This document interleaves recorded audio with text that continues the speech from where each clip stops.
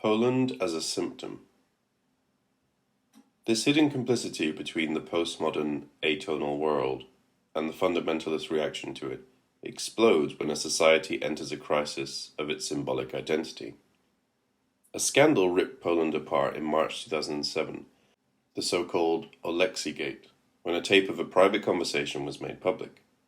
Joseph Alexi, the former prime minister and one of the Democratic Left Alliance's, SLD, ex-communists, leading figures, was revealed to have made disparaging remarks about the SLD politicians, calling them a bunch of losers and swindlers, cynically boasting that the SLD had really introduced capitalism into Poland, and claiming that the SLD leaders cared nothing about Poland, but just about their own survival and wealth. The truly shocking feature of these tapes is a certain coincidence. Alexi used exactly the same words as the rightist anti-communist opponents of the SLD, who refused to admit its legitimacy, claiming that it was a party without a proper program, just a network of ex-nomenklatura swindlers looking after their own business interests. This harsh external characterization was now confirmed as the inner, cynical self-designation of the SLD itself, a sure sign that the first task of the new left in post-communist states is to reject all links with the ex-communist left parties, which, as a rule, are the parties of big capital. The counterpart to this scandal is the fact that Poland has the distinction of being the first Western country in which the anti-modernist backlash has won, effectively emerging as a hegemonic force. Calls for the total ban on abortion, anti-communist lustration, the exclusion of Darwinism from primary and secondary education, up to the bizarre idea of abolishing the post of the President of the Republic and proclaiming Jesus Christ, the eternal King of Poland, and so forth, are coming together into an all-encompassing proposal to enact a clear break and constitute a new Polish Republic unambiguously based on anti-modernist Christian values. Is, however, this backlash really so dangerous that the left should accept the liberal blackmail? The time has come for all of us to unite forces, thwart this threat, and reassert liberal secular modernization. Something, incidentally, which cannot but recall the memory of social democratic evolutionists who claimed that, in not yet fully developed countries, the left should first support the bourgeois project of the modern democratic state, and only in the second phase should it move on to radical politics proper, to the overcoming of capitalism and bourgeois democracy. It is good to remember that Lenin was thoroughly opposed to this stagist approach, reinstituted in later Stalinism, with its scholastic distinction between the lower and the higher stages of communism. The task of the left is, on the contrary, more than ever, to subtract itself from the entire field of the opposition between liberal modernization and the anti-modernist backlash. In spite of their zealous pursuit of a positive project of installing stable Christian values into social life, one should never forget that the anti-modernist fundamentalist backlash is a profoundly reactive phenomenon, in the Nietzschean sense. At its core, there is not a positive politics actively pursuing a new social project, but a politics of fear whose motivating force is defense against a perceived threat. Here, reduced to its most elementary contours, is the conservative view of our predicament, whose central feature is that secular progressive culture has swept away traditional beliefs. To replace this loss of spirituality, millions of Europeans have embraced the secular concept of relativism. According to this way of thinking, there is no absolute truth, no certain right and wrong. Everything is relative. What is wrong in my eyes might not be wrong in your eyes.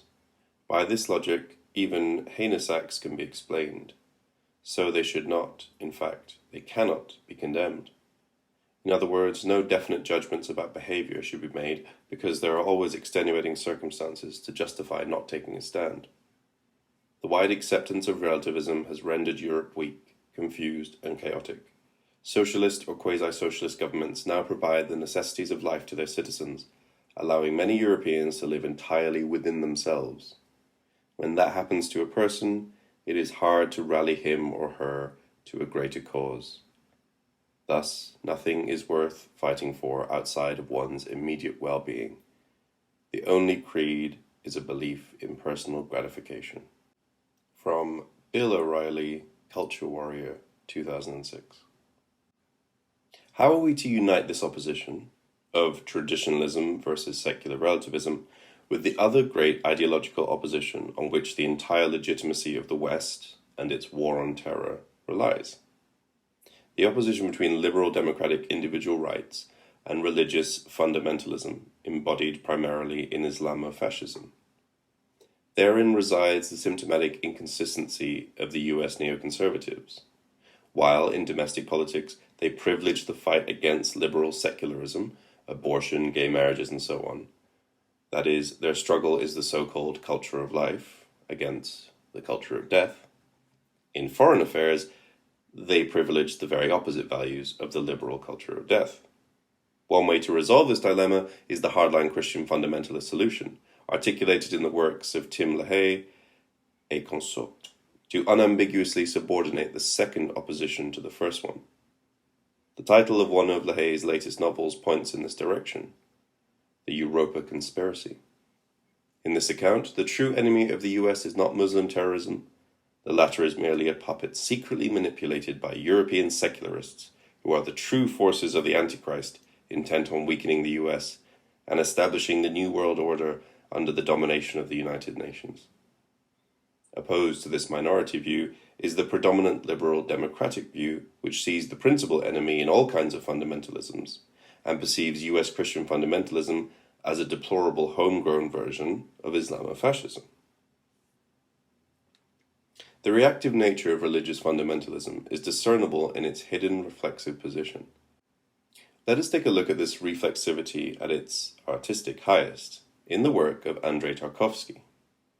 Tarkovsky himself, and not only the heroes of his late films, stands for the regained immediacy of authentic belief, as opposed to the Western intellectual's doubt and self-destructive distance.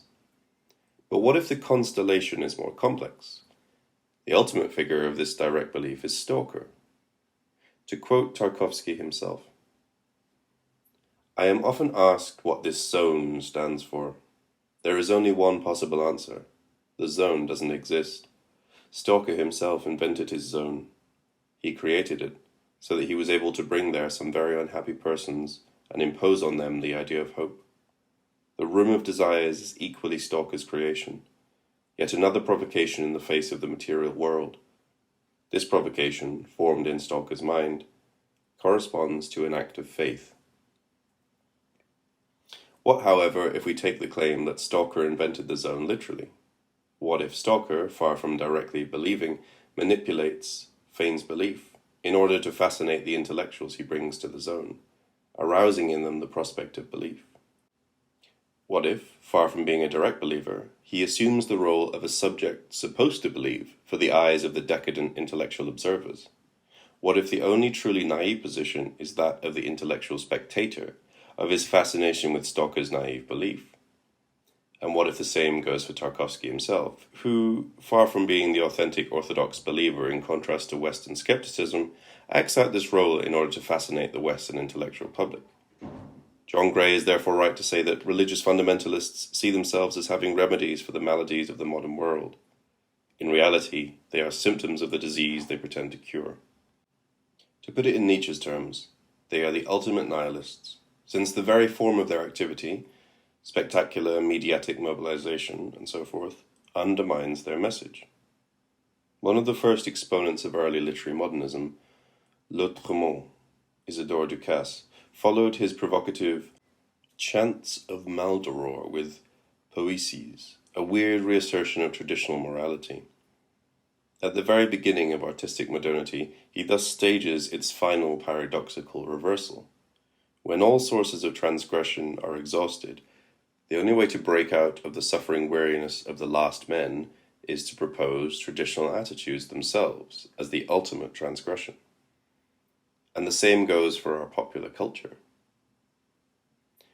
What will happen when we run out of new vices?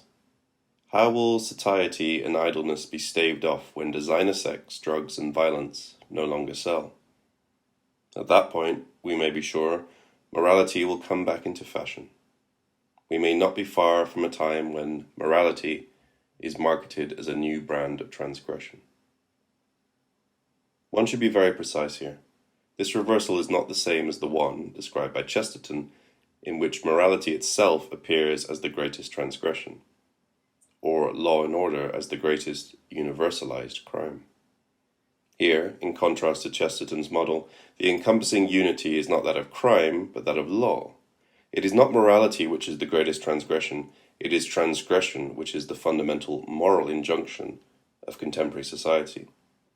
The true reversal should thus occur within the speculative identity of opposites, of morality and its transgression. All one has to do is to shift the encompassing unity of these two terms from morality to transgression.